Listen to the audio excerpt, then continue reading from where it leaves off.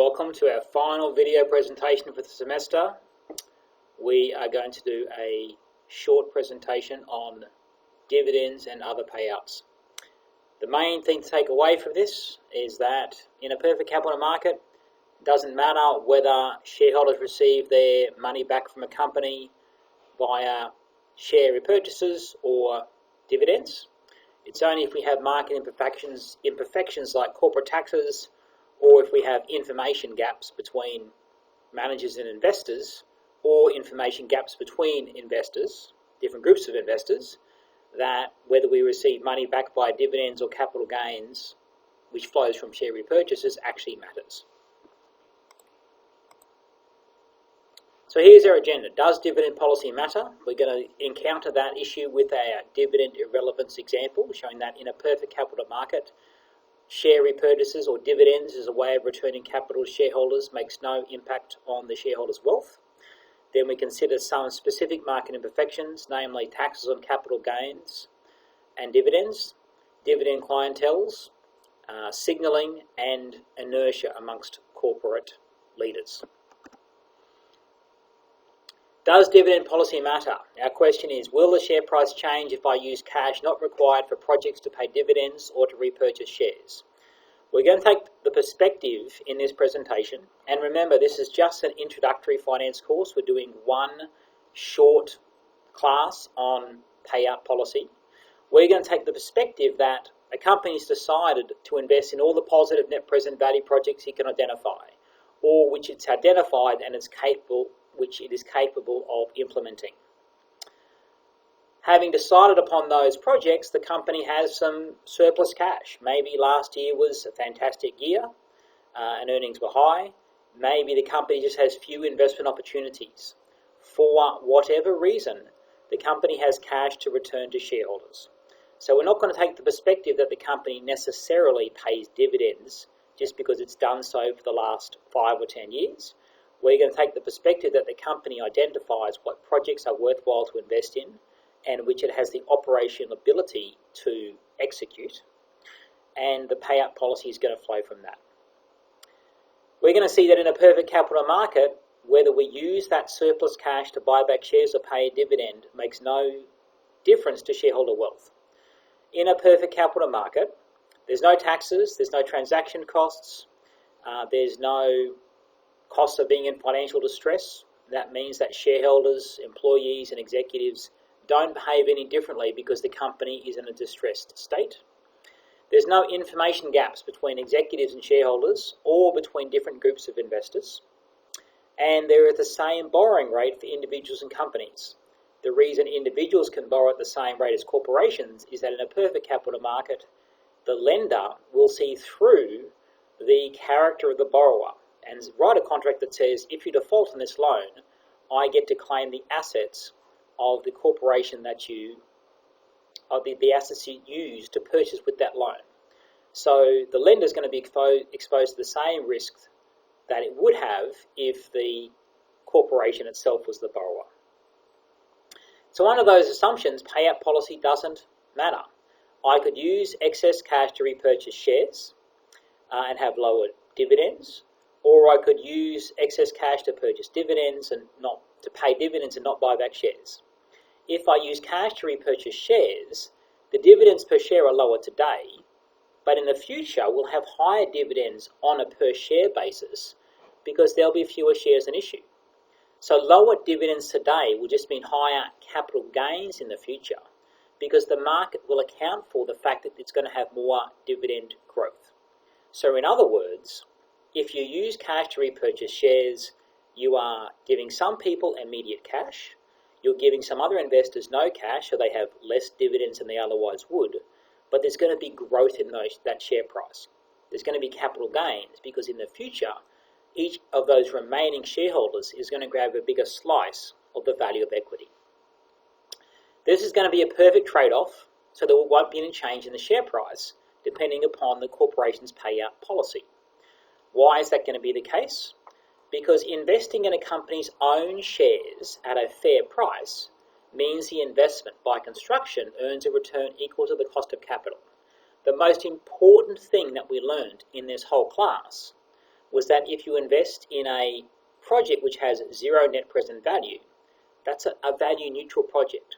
You only create value for investors if you invest in projects which have a positive net present value. If a company's shares are trading at a fair price, that means the shares are trading already at the present value of the expected future dividends.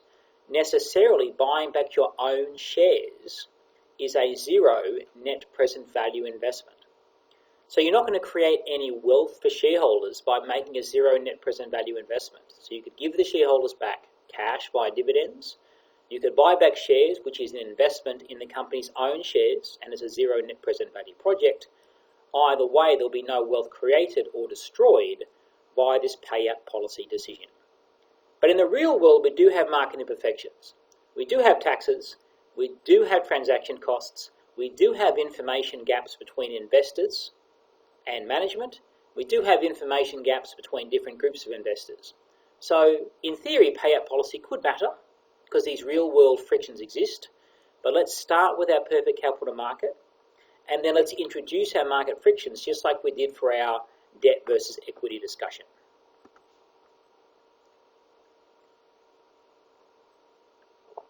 If we think about transaction costs, once you have transaction costs, you will in general have a preference for capital gains as a shareholder instead of dividends. The reason shareholders don't care about dividends versus capital gains in a perfect capital market is that we can all have different preferences for capital gains or dividends as investors, but we can create our own dividend stream just by buying or selling shares. So specifically, if I'm retired and I like having a steady stream of income to meet my ongoing expenses, I might benefit from having regular dividend payments. I'm not investing for growth. I simply want to invest for the income so I can pay my rent, I can go on vacations, I can buy food, I can go to restaurants, I can go to entertainment. I like a regular income stream. But suppose I invest in a portfolio of companies that don't pay any dividends. Where's my income stream? Well, I can create my own personal income stream in a perfect capital market because I just log on to some website and I say, well, I need some income. I need to go to see Hamilton in New York. I need a plane ticket, a hotel, I need some tickets. So I'll sell a handful of shares in the market. And in a perfect capital market, this is no big deal. Shares in a perfect capital market can be split up into very small pieces. So if I need $1,000 for this mini vacation, I just sell shares totaling $1,000. There's no brokerage costs or other transaction costs. There's no price impact of this. There's no taxes to eat away my $1,000. I just sell a few shares. In contrast, if I'm an investor investing for growth, so I'm trying to accumulate wealth for later retirement, and I don't want the income stream, and suppose I've got a portfolio of companies that just pays dividends. It's giving me all this income that I don't need because I'm already earning income from other sources. Well, in a perfect capital market, I just seamlessly reinvest that money back into more shares. Company pays me a dividend. Maybe it's a 2% dividend yield for the year. Investment of $1,000 pays me $20. I just take my $20 and buy some more shares, and I accumulate wealth. But once you introduce taxes and transaction costs, this changes. If there was a transaction cost for all of these trades, then I might select companies that meet my preferences. If there was a transaction cost of buying and selling shares, and I want capital gains, I might buy low dividend companies. If there was a transaction costs from buying and selling shares, and I'm a retired investor who wants income, I might have a preference for high dividend paying companies. Now, transaction costs in 2020 are very low, but taxes are still more important. So the more you trade, the more you're going to incur taxes on dividends and capital gains. Well, you're going to incur more capital gains taxes, I should say. And the less you trade, but the more you invest in high dividend paying stocks, the more dividend tax you're going to pay. So now suppose that I'm an investor that is investing for income, and I'm going to pay taxes on dividends. I might think carefully about whether I want to receive all that income. I want to receive just enough income to offset the transaction costs. But I'm going to think more carefully about differential tax rates on dividends versus capital gains. Some tax regimes, and at different points in time in the United States, dividends and capital gains can be taxed at different rates. And we know from research across different taxation regimes and across the same tax regime, whether it's the US or another country, where the tax rates and dividends and capital gains change, that alters investors' preferences. So, for example, in the Australian market, the tax regime is much more tax advantageous to dividends compared to the US tax regime. And as a consequence of that more favourable tax treatment for dividends, Australian companies have double the payout ratio that US companies do. That doesn't mean that the Australian companies have less investment opportunities. What that means is that the US companies, by contrast, use the same amount of excess cash per company to do share repurchases, which leads to capital gains. So in the US, where you have lower effective tax rates on capital gains, companies are doing more share buybacks, which leads to more growth in the share price compared to dividend yield, and ultimately relatively lower taxes for their shareholders. In Australia, where the tax system is skewed towards dividends, lower tax rates on dividends versus capital gains, there is a much higher proportion of dividends being used as a way of returning surplus cash. Finally, let's think about agency conflicts. Recall that the executives, also called the managers, act as the shareholder's agent. The shareholder is the principal, the executive is the agent. So in theory, an agent is meant to do what you want the agent to do, right? You're the shareholder and you're like the boss. But in reality, there is conflict of interest involved here. Now, many executives are doing their very best for shareholders, but even the executives that do their very best for shareholders, they still have a conflict of interest. And one conflict of interest executives have is that they like lots of cash on the balance sheet. That makes their life easier. Suppose that a company is hit with a crisis like we've been hit with now. We're in a recession. Companies' earnings are going to be severely hit by 1, 2, 3 or more quarters of poor economic conditions. And companies that have lots of cash right now are going to be less prone to becoming financially distressed. But that doesn't mean you should always sit on lots of cash. Okay, it's advantageous for those companies that do have cash right now. They're going to have a bit of a cushion to mitigate the probability of becoming financially distressed. But does that mean that you should sit on this cash and not return to shareholders year after year after year? We don't go into recession all that much. Sometimes we go into recession, and sometimes it's a very deep recession. But that doesn't mean you should necessarily sit on cash as a company when you could return that money to shareholders who could use it for their own preferences. Right? There's an optimal amount of cash holding for companies. And if shareholders are concerned that managers may make poor investment decisions if too much cash is sitting on the balance sheet, they may want the cash to be distributed. They may put their hand up and say, pay us a special dividend or do a share repurchase. There's no particular reason why they would prefer dividends or capital gains for that distribution, but that's a market imperfection which leads to payout policy being an important consideration for executives. Executives are trying to balance the interests of shareholders by holding just enough cash that is prudent to see them through recessionary conditions. But that's only relevant if it's going to be very challenging to raise new debt or equity capital in those conditions. And at the same time, shareholders are concerned that executives are going to have this tendency to sit on too much cash because that makes executives' life easier. They don't have to try to raise capital in these very challenging market conditions. I want to illustrate to you dividend irrelevance with an example. This is a perfect capital market example, so no taxes and no transaction costs. ABC Incorporated is an all-equity firm with 20,000 shares outstanding. ABC's current net profit after tax is $60,000, that's at time zero. That money has just been earned. Right? This is the moment where that profit has been received. There's going to be 60 grand of cash sitting in the bank. The company has to think about what to do with it. The firm follows 100% payout policies. There's no growth of this company. There's no reinvestment rate. There's no retention. The expected value of the firm in 1 year's time, which is also the value of the equity in 1 year's time, because there's no debt, is $1.65 million. Cost of equity is 10% and there are no taxes. First question for you is, what is the cum-dividend share price before paying the dividend of $60,000? The term cum-dividend date means that if you buy the share on that date, you are entitled to the very next dividend payment. The term ex-dividend date means that if you buy the share on that date, you are not entitled to the very next ex-dividend payment. So if you talk to investors in the marketplace, they talk about an ex-dividend event. That ex-dividend date they're referring to is the date that you no longer became entitled to the next dividend payment. You might recall when we talked about bonds that we talked about the potential price movement of bonds, even if there's no interest rate fluctuations. And we said that over time, the bond price should trend towards its face value. But it has this sawtooth pattern that coincides with the date that the coupon payments are made.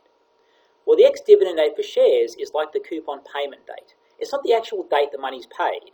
It's just a cut-off date to determine who's going to get the next payment. So in this instance, 60 grand of cash is sitting in the bank because the profits have just been earned. It's the cum-dividend date. So anyone who owns these shares is entitled to that very next dividend payment. What are the shares worth today? They're worth 60 grand of money, which is about to be paid out in 1 second's time, plus the present value of the equity value in a further year's time. We said the equity is going to be worth $1.65 million in 1 year. Discounted today at 1.1%, that's worth $1.5 million. So combining the 60 grand of cash plus the $1.5 million of present value of all the future equity value, total equity value is $1.56 million. With 20,000 shares in issue, each share is worth $78. What's the ex-dividend share price? The ex-dividend share price is going to be $75. How do I know that? Because as we go to that ex-dividend date, if you buy the shares, you're not entitled to any of that 60 grand, but you are still going to value the $1.5 million of the present value of the future equity value. And $1.5 million divided by 20,000 shares is $75 per share. So from the cum-dividend date to the ex-dividend date, the share price should drop by $3 per share. Or in other words, on the ex-dividend date, in theory, in a perfect capital market, the share price should drop by the amount of the dividend per share. That is consistent with what we observe in reality. For large, liquid companies with a dividend yield of reasonable size, at least 1% on that particular ex-dividend date, on average, the share price falls by the amount of the dividend on the ex-dividend date. So in other words, we say, on average, there's a 1-for-1 dividend drop-off ratio. Share price, on average, falls by the amount of the dividend. That doesn't mean that it always falls by the amount of the dividend. Remember that there's a day from the cum-dividend date to the ex-dividend date, and lots of new information can come through. There might be good news about the economy or bad news about a new project the company's investing in. It's got some bad news about cost overruns or something. There can be good news or bad news come through on that ex-dividend date, which can cause the share price to deviate from our prediction. But this is an average result. On average, across many different companies, assuming half of them get good news and half of them get bad news, what you actually observe is that the share price falls by the amount of the dividend on the ex-dividend date for those large liquid stocks. For smaller and less liquid stocks, on average the share price falls by an amount less than the ex-dividend date. Now, continuing with our dividend irrelevance example, suppose that some board members complain. They complain to the executives that the current dividend of $3, that's too low, depresses the share price. They've been doing some research and they believe that if we have higher dividends, the market will pay a high price for the shares. They propose that ABC sells new shares to finance a $5 dividend at time t equals 0. It's an immediate dividend And these new shares that they're going to use to raise the money, they're going to be issued on the ex-dividend date, the ex-dividend share price. So if the proposal is adopted, at what price will the new shares sell and how many shares will be sold? So what's going on here, and this actually happens, is that the board members or some activist shareholders or someone else is going to lobby management. Or sometimes executives make this mistake and they say, I've read somewhere that high yield is beneficial for investors. Investors like yield, so we're going to do something to boost the yield. We need to pay more dividends. And if you've got to identify good projects, good real investment projects that generate such positive net present value that they lead to your ability to pay out more dividends, that would be true. You would boost the share price by paying a high dividend. But in this example, we're not doing that. All we're doing is changing payout policy. We're assuming we've already identified all the good projects that we can invest in. So all we're going to do is pay high dividends, but we're going to sell more shares to new investors to finance that dividend payment. So what's going to happen? To pay a $5 dividend on 20,000 shares, we've got to boost the dividend by $2 per share. It was going to be $3. Now it's going to be $5. That's a $2 per share dividend increase. So we need to pay another 40 grand. So we've got total cash to pay out $100,000, including the 60 grand we've already got sitting in the bank. At the moment, we don't know how many shares to sell or at what price, because we're going to sell them on the ex-dividend date. We don't know what that share price is yet. Right? We're kind of clueless executives or board members here. We're trying to work all this out. All we know is we have an equation that we've got to raise 40 grand because we promised to make this dividend payment. Remember, we're not actually paying the cash on the ex-dividend date. We're just using the ex-dividend date to work out how much, who's entitled to the cash. So our equation says to raise the extra 40 grand, we have to going to issue a number of new shares times some share price for each share. Those two things at the moment are variables that are not known. We don't know how many shares to issue and we don't know at what price we're going to issue those shares. All we know is that today the share price is $78. We don't know what tomorrow's share price is. We also know that after the dividend is paid, the value of equity is still going to be $1.5 million. How do I know that? Because money's going to come in and money's going to go out. But nothing changed our investment projects. Right? Nothing changed our discount rate. It's an all equity financed firm. Nothing changed our taxes as a corporation.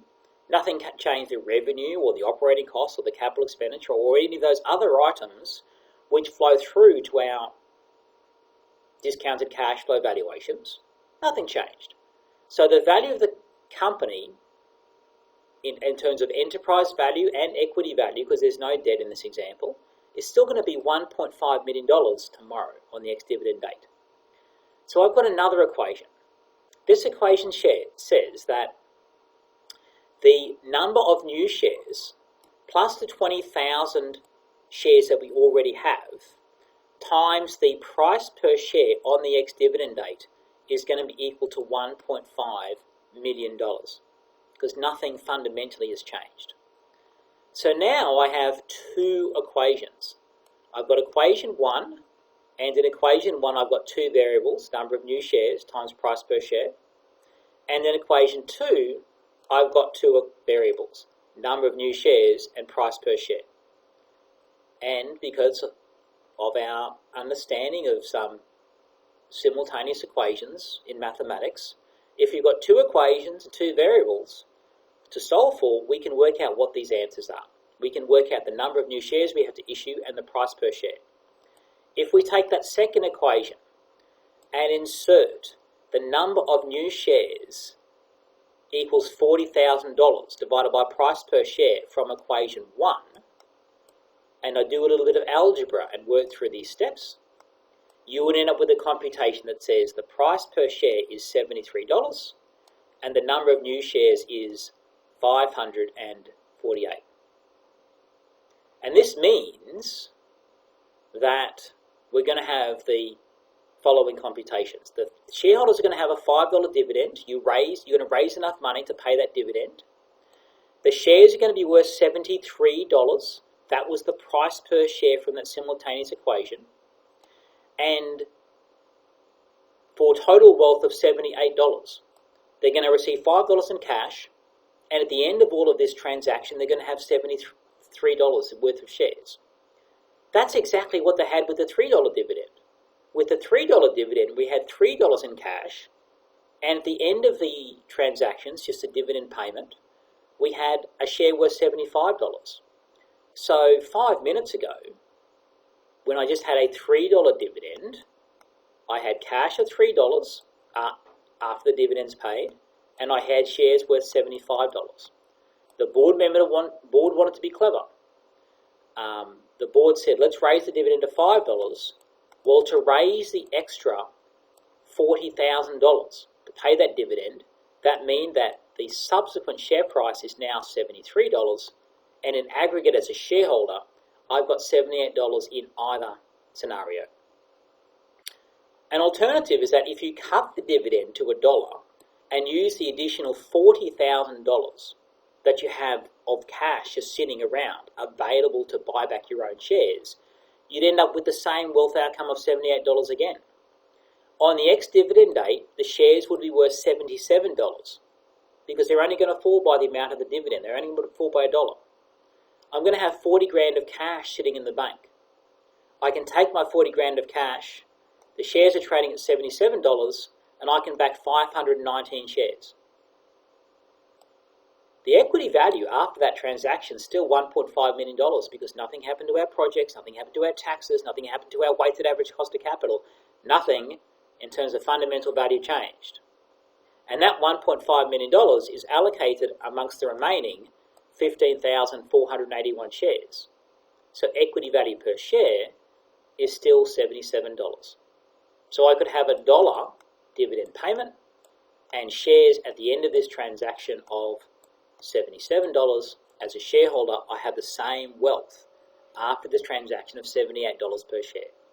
That, my friends, is the basic idea behind dividend irrelevance with a simple example. In a perfect capital market, how you return money to shareholders, dividends or capital gains, doesn't matter. I use the term dividends or capital gains interchangeably with saying dividends and share repurchases. It means the same thing. If you have a repurchase program, what you're doing is leading to future capital gains for the remaining shareholders. Okay, so what about market imperfections? The most important market imperfection is corporate taxes, and taxes on dividends versus capital gains, I should say, not corporate taxes. As I mentioned earlier, in the US, in a lot of situations, dividends are taxed more heavily than capital gains.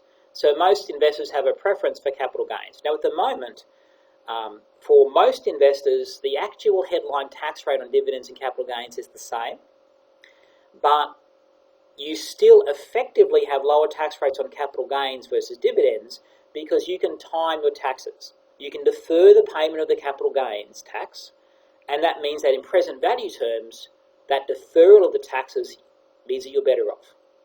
So here's an example. National Australia Bank is a listed company in Australia. It is the very first share that I purchased in 1993, 27 years ago, as a first-year undergraduate student at the University of Queensland. And at the time, they were trading at about $10. At the moment, those shares are trading at about $16. Prior to the most recent market moves, they were trading at about $25. So unfortunately, I'm a little bit sad about that, but nevertheless, we'll press on. I bought the shares for $10. They're trading at $16, and I could say the unrealized capital gains is $6 per share. It's unrealized because I haven't sold the shares. But if I was to sell the shares, I have to pay tax on those shares. Suppose, for the purpose of the example, that the tax rate on capital gains is 24.5%. So if I was to sell those shares today, the capital gains in dollar terms is $6. The tax rate on the capital gains is 24.5%. So I'd have to pay tax of $1.47 per share.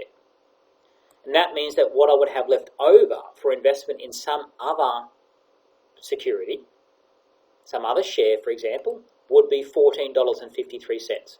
I'd sell my National Australia Bank share for $16. I would pay tax of $1.47. I'd have $14.53 left over.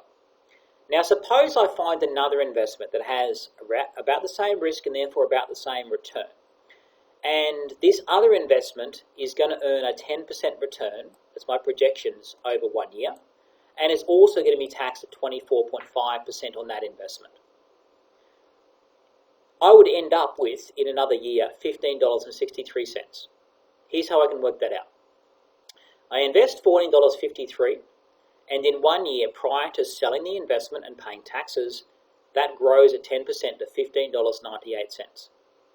The capital gains on that second investment is $1.45. $15.98 sale price minus $14.53 purchase price is $1.45 of capital gains. The tax rate on the capital gains is 24.5%. So in dollar terms, I'd have to pay 36 cents in tax. The money left over would be the sale price of $15.98 minus the tax of 36 cents, or $15.63. So remember that number. If I sell the National Australia Bank shares, buy some other investment earning 10%, sell that investment in 1 year's time, I end up with $15.63 after those two trades. Now alternatively, suppose I do nothing. Suppose I just hold onto the National Australia Bank shares and then sell those shares in a year's time. So the shares are currently trading at $16 per share. Suppose that they increase by 10% to $17.60. After this sale and paying tax, I'm going to end up with $15.74, which beats the $15.63 that I would have had if I sold the National Australia Bank shares and bought something else. I sell for $17.60. My capital gains is going to be large now. It's going to be the sale price minus the purchase price of $10, so $7.60 of capital gains. The tax I pay on those capital gains is going to be 24.5% times the $7.60, so I'm going to pay $1.86 of capital gains, and that's going to leave me with $15.74 left over after paying the capital gains.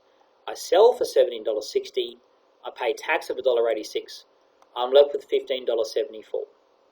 So under transaction 1, where I sell National Australia Bank and buy something else, and sell those shares and pay tax, I end up with $15.74.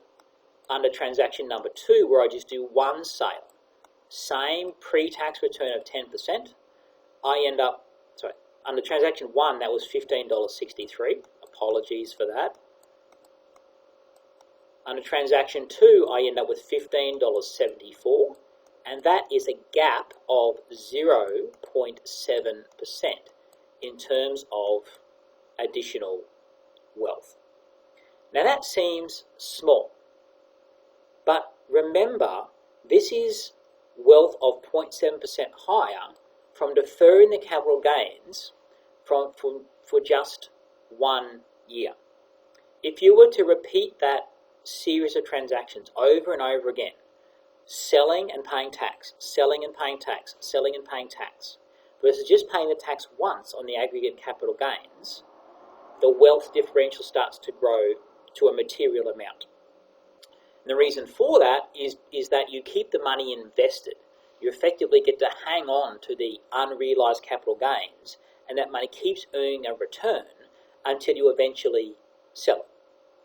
Whereas in the situation where you sell and pay capital gains and sell and pay capital gains, you only get to reinvest after tax money, so that you are losing the compounding effect because there's less money being able to be reinvested over and over again. So the majority of investors, even if the headline tax rates are the same on dividends and capital gains, will have a preference for capital gains over dividends because it's going to maximize their wealth. So that raises the question, if the majority of investors would be tax advantaged from more capital gains and less dividends, why do companies pay dividends at all? Why not just buy back shares with excess cash and so provide all returns in the form of capital gains. There are three possible reasons. Some of these could make sense, some of these could not make sense. First of all, there's what's called dividend clienteles. And the idea is that there are some shareholders that just have a preference for dividends versus capital gains. They like dividends. There are some investors who have a preference for dividends because it's inconvenient to take capital gains and convert that into their own income stream. There are some investors who incorrectly believe that a steady dividend stream means the shares are low risk. The reason it's incorrect is that I can, as an executive, artificially create a very steady dividend stream.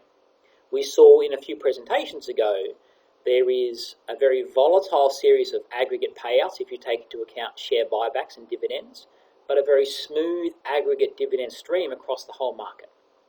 Does that mean the market's low risk? No, it's not. The market's just fallen by a third and then rebounded by 25%, all in the space of the last 6 weeks. The market is a high-risk place to invest. But you can create a smooth dividend stream just by holding some money back in cash so you can maintain a smooth dividend stream in years where earnings are low. Has that changed the risk of the earnings stream? Has it changed the risk of the cash flows? Has it changed the fundamental risk of the investments? It hasn't.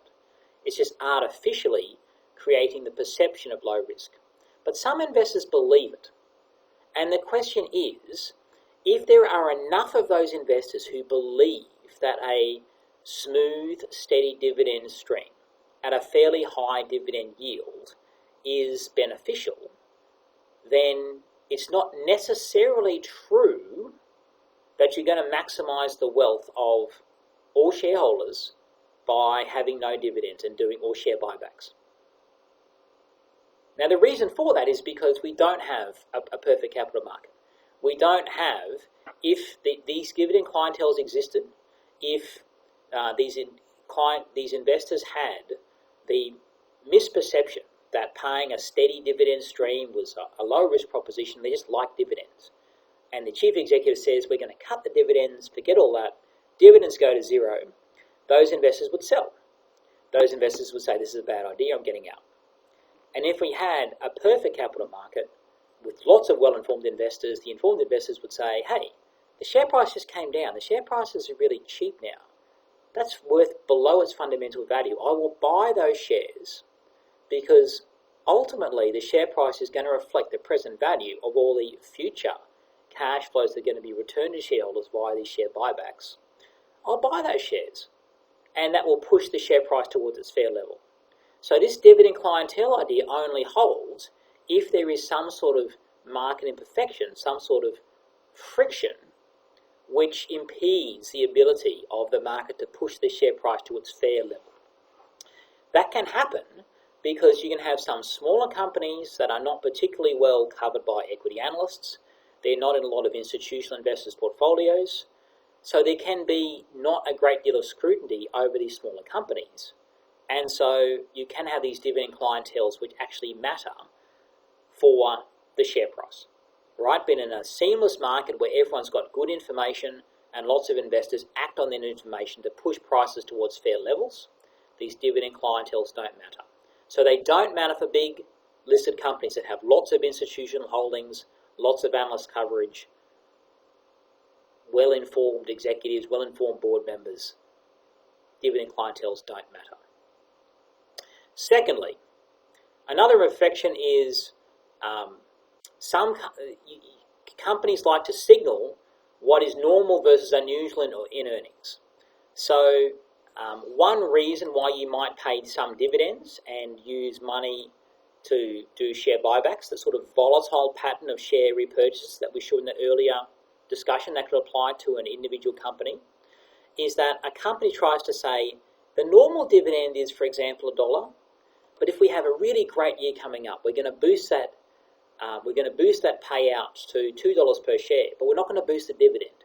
We're going to try to say that in a normal situation, we'll pay $1 of a dividend, but when things are going really well, the total payout might be $2, but we're trying to signal to investors that, okay, this is not normal. So we're going to have a variable stream of payouts in the share repurchase bucket. We're going to have a steady stream of payouts in the dividend bucket. So we can use that repurchase as a way of clearly signaling to investors what is normal versus unusual. That argument sort of worked 20 or 30 years ago. It doesn't really work very well now because you could signal that in a whole host of ways.